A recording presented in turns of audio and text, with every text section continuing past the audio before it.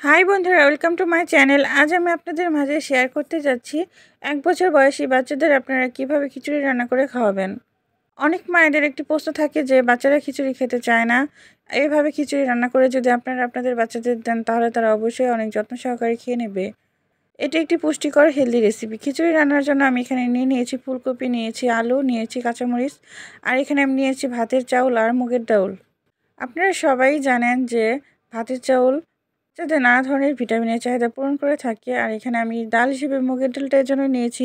মুগের ডাল বাচ্চাদের গ্যাসের সমস্যা দূর করে ও হজম শক্তি বৃদ্ধি করতে সাহায্য করে। এর মনে একটা প্রশ্ন থাকবে যে আমি এখানে কাঁচামরিচ কিসের জন্য নিয়েছি। আমি এখানে কাঁচামরিচ নিয়েছি কারণ ভিটামিন সির একটি উৎস। আমি এটা খাবার দেওয়ার পর আধা সিদ্ধ হয়ে গেলে এটা আমি তুলে নেব। খাবারে কোনো ধরনের ঝাল হবে না। আমি চুলার উপর একটি প্যান বসিয়ে দিয়েছি। প্যানের মধ্যে দিয়ে দিয়েছি সামান্য পরিমাণ সরিষার তেল, তারপর একটি তেজপাতা, আর এখানে আমি ফোড়ন হিসেবে দিয়েছি পাঁচফোড়ন, যাতে করে খাবারের একটা সুঘ্রাণ আসে। বাচ্চার বয়স 1 বছর পূর্ণ হওয়ার পর বাচ্চাকে এক একভাবে খাবার না খাইয়ে আলাদা আলাদাভাবে বাচ্চাদের খাবার দেওয়ার চেষ্টা করবেন।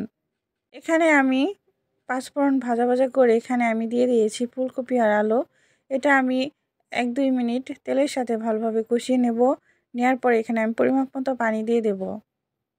ফুলকপি আলু হচ্ছে একটি ভিটামিনের উৎস, যা শিশুদের নানা ধরনের পুষ্টি সরবরাহ করে থাকে। এখন আমি চাল আর ডালগুলো ভালোভাবে ধুয়ে নেব পরিষ্কার করে। চেষ্টা করবেন বাচ্চাদের খাবার যেহেতু, তাহলে 2-3 বার করে চাল আর ডাল ধুয়ে নেওয়ার জন্য। এখানে আমি চাল আর ডালগুলো ভালোভাবে ধুয়ে নিচ্ছি।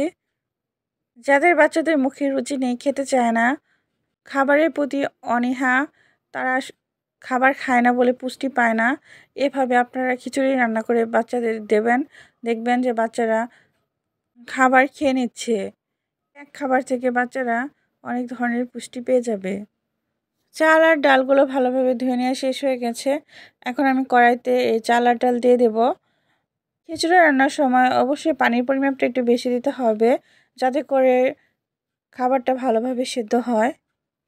এখন আমি কাঁচামরিচগুলো দিয়ে দিব।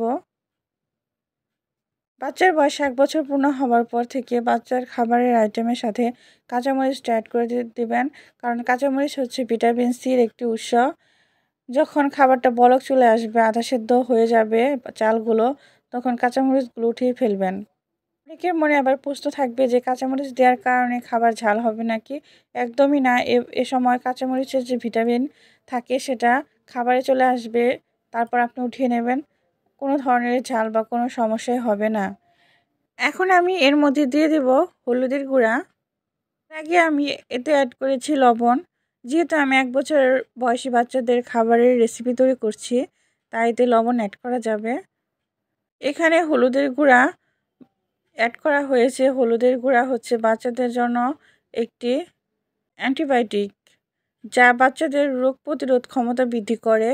তার সাথে সাথে বাচ্চাদের লিভার ভালো রাখতে সাহায্য করে থাকে। হলুদ খেলে বাচ্চাদের পেটে ব্যথার একটা সমস্যা থাকে, সেটা দূর হয়ে যায়। হলুদের আছে নানা ধরনের উপকারিতা, যা বাচ্চাদের জন্য অত্যন্ত গুরুত্বপূর্ণ। এই পর্যায়ে এসে আমি কাঁচামরিচগুলো উঠিয়ে নিচ্ছি। আমার খিচুড়িটা হাফ সেদ্ধ হয়ে এসেছে। আমি এক এক করে সবগুলো কাঁচামরিচ আর যে তেজপাতাটা দিয়েছিলাম সেগুলো আমি উঠিয়ে নিলাম। এখন আমি চুলার আঁচটা মিডিয়াম করে দিয়ে বেশি সময় নিয়ে খিচুড়িটা রান্না করে নেব। বাচ্চাদের খাবার যেহেতু, তাই চেষ্টা করবেন ডালটা ভালোভাবে সেদ্ধ করতে। ডাল যাতে শক্ত না থাকে, তাহলে বাচ্চাদের খেতে অসুবিধা হবে। এখানে চাল আর ডালগুলো ভালোভাবে মিশিয়ে নেওয়া হয়ে গেছে, আর খিচুড়িটাও প্রায় হয়ে এসেছে। আর 10 মিনিট আমি এটা দমে রেখে রান্না করে নেব। রেডি হয়ে গেল বাচ্চাদের জন্য মজাদার ও স্বাস্থ্যকর সবজি খিচুড়ির রেসিপি। এটা বাচ্চাদের ওজন বৃদ্ধির সাথে সাথে মুখে রুচি থেকে শুরু করে রোগ প্রতিরোধ ক্ষমতা বৃদ্ধি ও নানা ধরনের পুষ্টি সরবরাহ করে থাকবে। ভিডিওটি দেখার জন্য অসংখ্য অসংখ্য ধন্যবাদ সবাইকে।